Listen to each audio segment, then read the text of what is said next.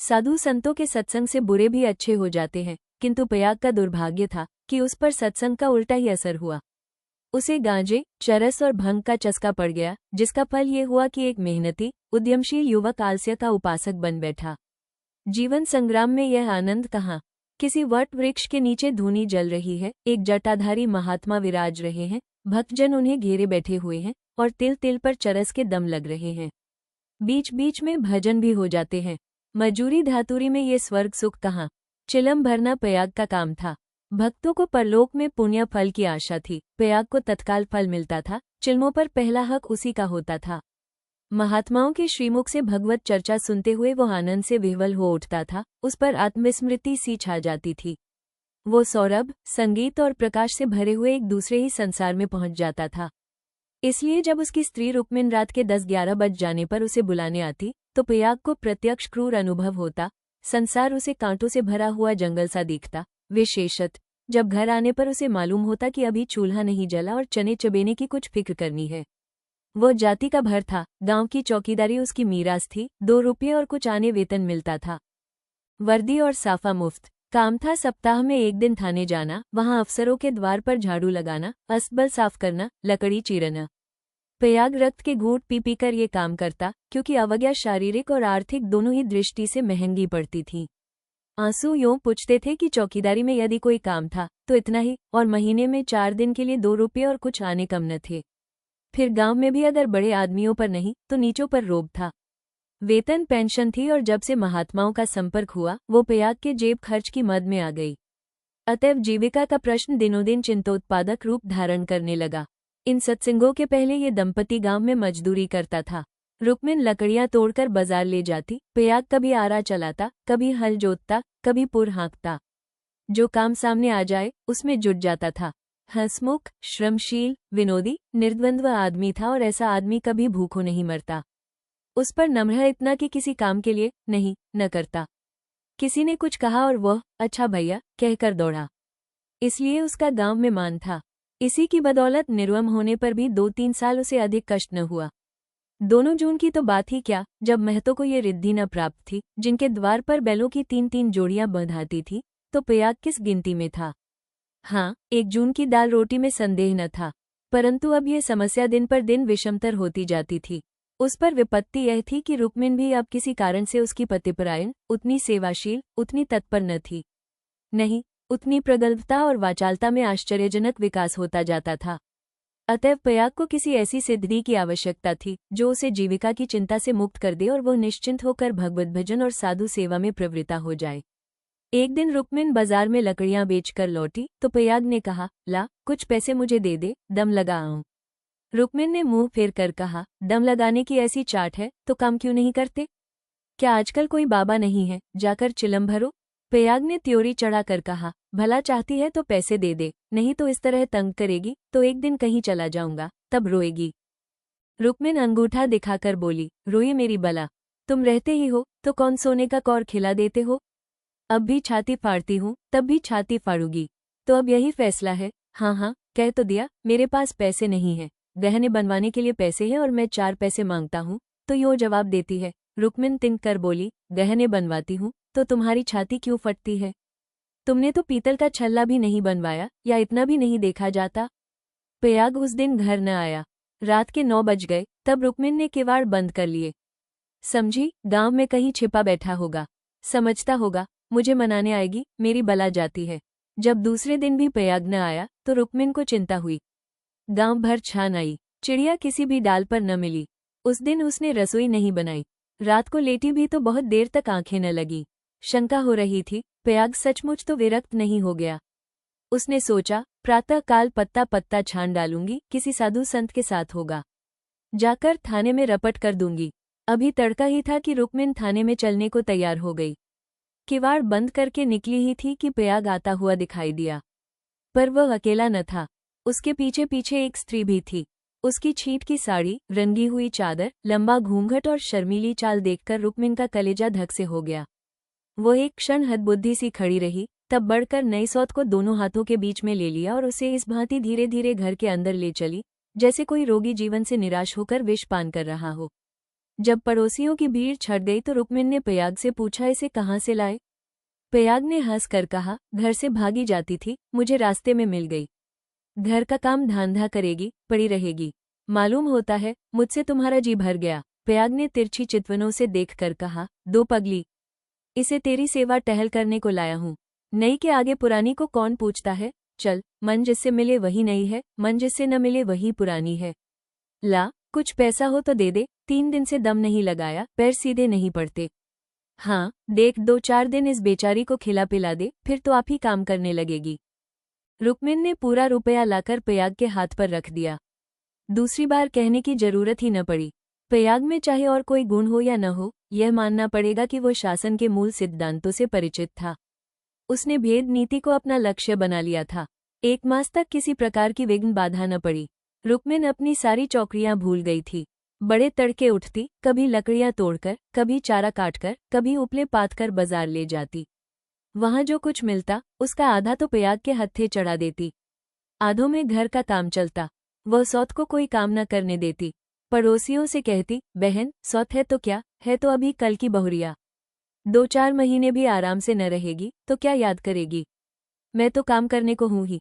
गांव भर में रुक्मिन के शील स्वभाव का बखान होता था, पर सत्संगी घाघ पयाग सब कुछ समझता था और अपनी नीति की सफलता पर प्रसन्न होता था। एक दिन बहू ने कहा, दीदी अब तो घर में बैठे बैठे जी उबता है, मुझे भी कोई काम दिला दो। रुक्मिन ने स्नेह सींचित स्वर में कहा, क्या मेरे मुख में कालिख पुतवाने पर लगी हुई है? भीतर का काम किए जा, बाहर के लिए मैं हूं ही। बहू का नाम कौशल्या था, जो बिगड़कर सिलिया हो गया था। इस वक्त सिलिया ने कुछ जवाब न दिया, लेकिन वो लौंडियों की दशा अब उसके लिए असह्य हो गई थी। वो दिन भर घर का काम करते करते मरे, कोई नहीं पूछता। रुक्मिन बाहर से 4 पैसे लाती है तो घर की मालकिन बनी हुई है। अब सिलिया भी मजूरी करेगी और मालकिन का घमंड तोड़ देगी।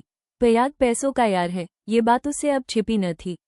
जब रुक्मिन चारा लेकर बाजार चली गई तो उसने घर की टट्टी लगाई और गांव का रंग ढंग देखने के लिए निकल पड़ी। गांव में ब्राह्मण, ठाकुर, कायस्थ, बनिए सभी थे। सिलिया ने शील और संकोच का कुछ ऐसा स्वांग रचा कि सभी स्त्रियां उस पर मुग्ध हो गईं। किसी ने चावल दिया, किसी ने दाल, किसी ने कुछ। नई बहू की आवभगत कौन न करता? पहले ही दौरे में सिलिया को मालूम हो गया कि गांव में पिसनहारी का स्थान खाली है और वह इस कमी को पूरा कर सकती है। वो यहाँ से घर लौटी तो उसके सिर पर गेहूं से भरी हुई एक टोकरी थी। पयाग ने पहर रात ही से चक्की की आवाज सुनी तो रुक्मिन से बोला, आज तो सिलिया अभी से पीसने लगी। रुक्मिन बाजार से आटा लाई थी। अनाज और आटे के भाव में विशेष अंतर न था। उसे आश्चर्य हुआ कि सिलिया इतने सबेरे क्या पीस रही है।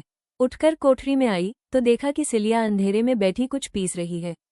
उसने जाकर उसका हाथ पकड़ लिया और टोकरी को उठाकर बोली, तुझसे किसने पीसने को कहा है? किसका अनाज पीस रही है? सिलिया ने निश्चिंत होकर कहा, तुम जाकर आराम से सोती क्यों नहीं? मैं पीसती हूँ तो तुम्हारा क्या बिगड़ता है? चक्की की घुमूर घुमूर भी नहीं सही जाती? लाओ टोकरी दे दो, बैठे बैठे कब तक खाऊंगी, 2 महीने तो हो गए। मैंने तो तुझसे कुछ नहीं कहा। तुम कहो चाहे न कहो, अपना धर्म भी तो कुछ है। तू अभी यहाँ के आदमियों को नहीं जानती। आटा तो पिसाते सबको अच्छा लगता है, पैसे देते रोते हैं। किसका गेहूं है? मैं सबेरे उसके सिर पर पटक आऊंगी। सिलिया ने रुक्मिन के हाथ से टोकरी छीन ली और बोली, पैसे क्यों न देंगे? कुछ बेगाड़ करती हूँ, तू न मानेगी, तुम्हारी लौड़ी बनकर न रहूंगी। ये तकरार सुनकर पयाग भी आ पहुंचा और रुक्मिन से बोला, काम करती है तो करने क्यों नहीं देती? अब क्या जन्म भर बहुरिया ही बनी रहेगी? हो गए 2 महीने, तुम क्या जानो, नाक तो मेरी कटेगी। सिलिया बोल उठी, तो क्या कोई बैठे खिलाता है? चौका बर्तन, झाड़ू बहारू, रोटी पानी, पीसना कूटना, ये कौन करता है? पानी खींचते खींचते मेरे हाथों में गड्ढे पड़ गए, मुझसे अब सारा काम न होगा। पयाग ने कहा, तो तू ही बाजार जाया कर, घर का काम रहने दे, रुक्मिन कर लेगी। रुक्मिन ने आपत्ति की, ऐसी बात मुंह से निकालते लाज नहीं आती? 3 दिन की बहुरिया बाजार में घूमेगी तो संसार क्या कहेगा? सिलिया ने आग्रह करके कहा, संसार क्या कहेगा, क्या कोई ऐब करने जाती हूँ? सिलिया की डिग्री हो गई। आधिपत्य रुक्मिन के हाथ से निकल गया। सिलिया की अमलदारी हो गई। जवान औरत थी, गेहूं पीसकर उठी तो औरों के साथ घास छीलने चली गई और इतनी घास छीली कि सब दंग रह गईं। गट्ठा उठाए न उठता था। जिन पुरुषों को घास छीलने का बड़ा अभ्यास था, उनसे भी उसने बाजी मार ली। ये गट्ठा 12 आने का बिका। सिलिया ने आटा, चावल, दाल, तेल, नमक, तरकारी, मसाला सब कुछ लिया और 4 आने बचा भी लिए। रुक्मिन ने समझ रखा था कि सिलिया बाजार से 2-4 आने पैसे लेकर लौटेगी तो उसे डांटूंगी और दूसरे दिन से फिर बाजार जाने लगोगी, फिर मेरा राज्य हो जाएगा। पर यह सामान देखे तो आंखें खुल गईं। प्याज खाने बैठा तो मसालेदार तरकारी का बखान करने लगा। महीनों से ऐसी स्वादिष्ट वस्तु मयस्सर न हुई थी। बहुत प्रसन्न हुआ। भोजन करके वो बाहर जाने लगा तो सिलिया बरोठे में खड़ी मिल गई। बोला, आज कितने पैसे मिले? 12 आने मिले थे। सब खर्च कर डाले? कुछ बचे हो तो मुझे दे दे। सिलिया ने बचे हुए 4 आने पैसे दे दिए। प्याज पैसे खनखनाता हुआ बोला, तूने तो आज मालामाल कर दिया। रुक्मिन तो 2-4 पैसों ही में टाल देती थी। मुझे गाड़ कर रखना थोड़े ही है। पैसा खाने पीने के लिए है कि गाड़ने के लिए? अब तू ही बाजार जाया कर, रुक्मिन घर का काम करेगी। रुक्मिन और सिलिया में संग्राम छिड़ गया। सिलिया प्याग पर अपना आधिपत्य जमाए रखने के लिए जान तोड़कर परिश्रम करती। पहर रात ही से उसकी चक्की की आवाज कानों में आने लगती। दिन निकलते ही घास लाने चली जाती और जरा देर सुस्ता कर बाजार की राह लेती। वहां से लौटकर भी वो बेकार न बैठती, कभी सन काटती, कभी लकड़ियां तोड़ती। रुक्मिन उसके प्रबंध में बराबर ऐब निकालती और जब अवसर मिलता तो गोबर बटोर कर उपले पाथती और गांव में बेचती। प्याग के दोनों हाथों में लड्डू थे। स्त्रियां उसे अधिक से अधिक पैसे देने और स्नेह का अधिकांश देकर अपने अधिकार में लाने का प्रयत्न करती रहती, पर सिलिया ने कुछ ऐसी दृढ़ता से आसन जमा लिया था कि किसी तरह हिलाई न हिलती थी। यहाँ तक कि एक दिन दोनों प्रतियोगियों में खुल्लमखुल्ला ठंग गई। एक दिन सिलिया घास लेकर लौटी तो पसीने से तर थी। फागुन का महीना था, धूप तेज थी। उसने सोचा, नहाकर तब बाजार जाऊंगी। घास द्वार पर ही रखकर वो तालाब में नहाने चली गई। रुक्मिन ने थोड़ी सी घास निकालकर पड़ोसिन के घर में छिपा दी और गट्ठे को ढीला करके बराबर कर दिया। सिलिया नहाकर लौटी तो घास कम मालूम हुई। रुक्मिन से पूछा। उसने कहा, मैं नहीं जानती। सिलिया ने गालियां देनी शुरू की। जिसने मेरी घास छुई हो, उसकी देह में कीड़े पड़े, उसके बाप और भाई मर जाएं, उसकी आंखें फूट जाएं। रुक्मिन कुछ देर तक तो जबत किए बैठी रही, आखिर खून में उबाल आ ही गया। झल्ला कर उठी और सिलिया के 2-3 तमाचे लगा दिए। सिलिया छाती पीट पीट कर रोने लगी। सारा मुहल्ला जमा हो गया। सिलिया की सुबुद्धि और कार्यशीलता सभी की आंखों में खटकती थी। वो सबसे अधिक घास क्यों छीलती है? सबसे ज्यादा लकड़ियां क्यों लाती है? इतने सवेरे क्यों उठती है? इतने पैसे क्यों लाती है? इन कारणों ने उसे पड़ोसियों की सहानुभूति से वंचित कर दिया था। सब उसी को बुरा भला कहने लगी। मुट्ठी भर घास के लिए इतना ऊधम मचा डाला। इतनी घास तो आदमी झाड़कर फेंक देता है। घास न हुई सो न हुआ। तुझे तो सोचना चाहिए था कि अगर किसी ने ले ही लिया तो है तो गांव घर ही का, बाहर का कोई चोर तो आया नहीं। तूने इतनी गालियां दी तो किसको दी? पड़ोसियों ही को तो। संयोग से उस दिन प्याग थाने गया हुआ था। शाम को थका मादा लौटा तो सिलिया से बोला, ला कुछ पैसे दे दे तो दम लगा आऊं, थक कर चूर हो गया हूं। सिलिया उसे देखते ही हाय हाय करके रोने लगी। प्याग ने घबराकर पूछा, क्या हुआ? क्यों रोती है? कहीं गमी तो नहीं हो गई? नहर से कोई आदमी तो नहीं आया? अब इस घर में मेरा रहना न होगा, अपने घर जाऊंगी। अरे कुछ मुंह से तो बोल, हुआ क्या? गांव में किसी ने गाली दी है? किसने गाली दी है? घर फूंक दूं, उसका चालान करवा दूं। सिलिया ने रो रो कर सारी कथा कह सुनाई। प्याग पर आज थाने में खूब मार पड़ी थी, झल्लाया हुआ था। वो कथा सुनी तो देह में आग लग गई। रुक्मिन पानी भरने गई थी। वो अभी घड़ा भी न रखने पाई थी कि प्याग उस पर टूट पड़ा और मारते मारते बेदम कर दिया। वो मार का जवाब गालियों से देती थी और प्याग हर एक गाली पर और झल्ला झल्ला कर मारता था। यहाँ तक कि रुक्मिन के घुटने फूट गए, चूड़ियां टूट गईं। सिलिया बीच बीच में कहती जाती थी, वाह रे तेरा दीदा, वाह रे तेरी जबान, ऐसी तो औरत ही नहीं देखी। औरत काहे को, डाइन है, जरा भी मुंह में लगाम नहीं। किंतु रुक्मिन उसकी बातों को मानो सुनती ही न थी। उसकी सारी शक्ति प्याग को कोसने में लगी हुई थी। प्याग मारते मारते थक गया, पर रुक्मिन की जबान न थकी। बस यही रट लगी हुई थी, तू मर जा, तेरी मिट्टी निकले, तुझे भवानी खाया, तुझे मिर्गी आए। प्याग रह रह कर क्रोध से तिलमिला उठता और आकर 2-4 लाते जमा देता। पर रुक्मिन को अब शायद चोट ही न लगती थी। वो जगह से हिलती भी न थी। सिर के बाल खोले जमीन पर बैठी इन्हीं मंत्रों का पाठ कर रही थी। उसके स्वर में अब क्रोध न था, केवल एक उन्मादमय प्रवाह था।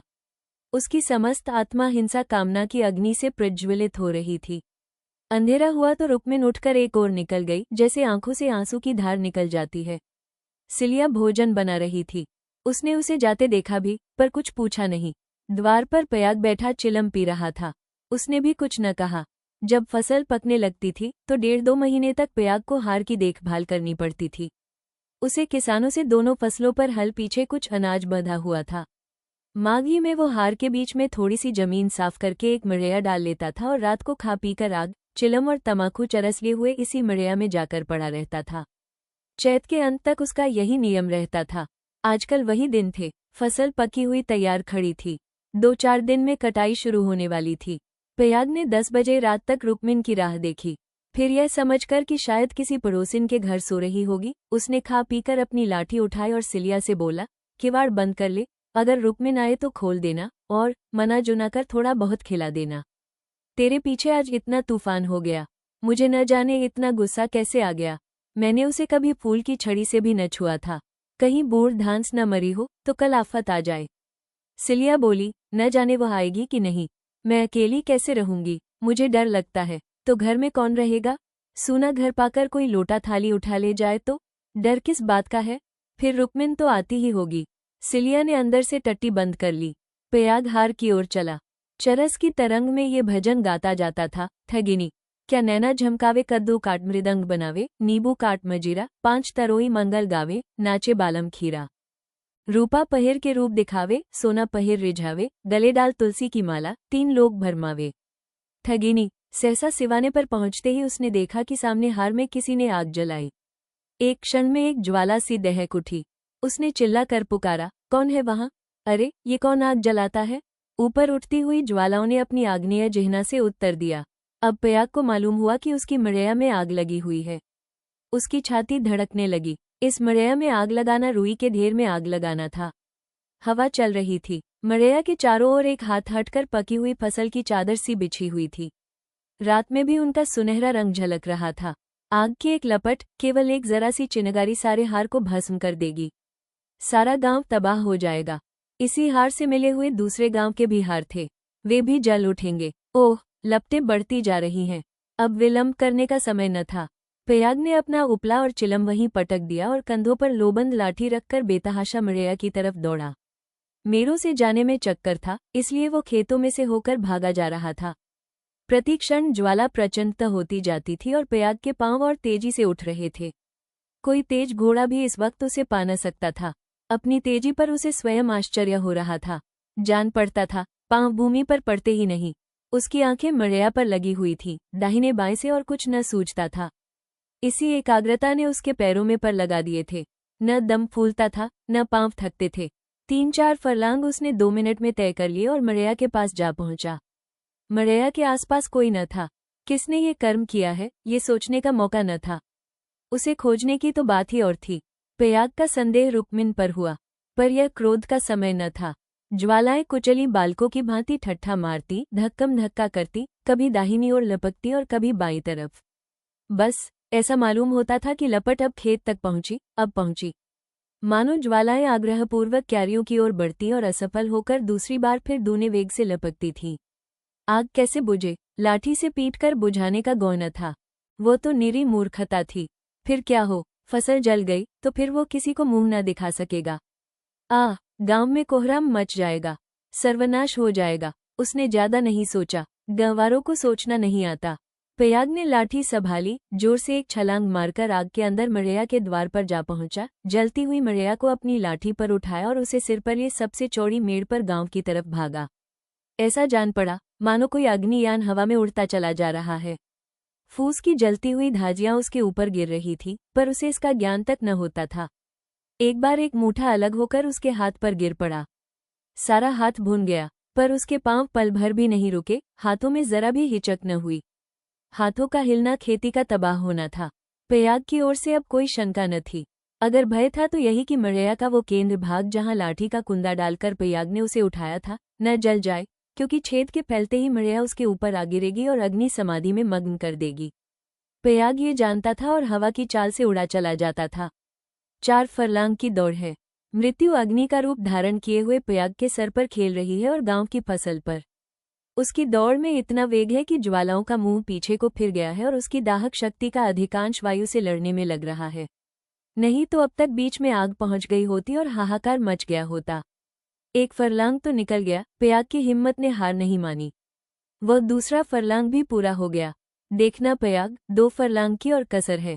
पांव जरा भी सुस्त न हो। ज्वाला लाठी के कुंदे पर पहुंची और तुम्हारे जीवन का अंत है। मरने के बाद भी तुम्हें गालियां मिलेंगी, तुम अनंत काल तक आहों की आग में जलते रहोगे। बस 1 मिनट और, अब केवल 2 खेत और रह गए हैं। सर्वनाश, लाठी का कुंदा निकल गया।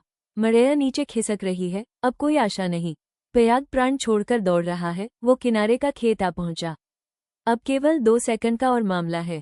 विजय का द्वार सामने 20 हाथ पर खड़ा स्वागत कर रहा है। उधर स्वर्ग है, इधर नरक। मगर वो मड़ैया खिसकती हुई पयाग के सिर पर आ पहुंची। वो अब भी उसे फेंककर अपनी जान बचा सकता है, पर उसे प्राणों का मोह नहीं। वो उस जलती हुई आग को सिर पर लिए भागा जा रहा है। वहां उसके पांव लड़खड़ाए। अब ये क्रूर अग्नि लीला नहीं देखी जाती। एकाएक एक स्त्री सामने के वृक्ष के नीचे से दौड़ती हुई पयाग के पास पहुंची। ये रुक्मिन थी। उसने तुरंत पयाग के सामने आकर गर्दन झुकाई और जलती हुई मड़ैया के नीचे पहुंचकर उसे दोनों हाथों पर ले लिया। उसी दम पयाग मूर्छित होकर गिर पड़ा। उसका सारा मुंह झुलस गया था। रुक्मिन उसके अलाव को लिए 1 सेकंड में खेत के दौरे पर आ पहुंची, मगर इतनी दूर में उसके हाथ जल गए, मुंह जल गया और कपड़ों में आग लग गई। उसे अब इतनी सुधि भी न थी कि मड़ैया के बाहर निकल आए। वह मड़ैया को लिए हुए गिर पड़ी। इसके बाद कुछ देर तक मड़ैया हिलती रही। रुक्मिन हाथ पांव फेंकती रही, फिर अग्नि ने उसे निगल लिया। रुक्मिन ने अग्नि समाधि ले ली। कुछ देर के बाद पयाग को होश आया। सारी देह जल रही थी। उसने देखा, वृक्ष के नीचे फूस की लाल आग चमक रही है। उठकर दौड़ा और पैर से आग को हटा दिया। नीचे रुक्मिन की अधाजली लाश पड़ी हुई थी। उसने बैठकर दोनों हाथों से मुंह ढांप लिया और रोने लगा। प्रातःकाल गांव के लोग पयाग को उठाकर उसके घर ले गए। 1 सप्ताह तक उसका इलाज होता रहा, पर बचा नहीं। कुछ तो आग ने जलाया था, जो कुछ कसर थी वो शोकाग्नि ने पूरी कर दी।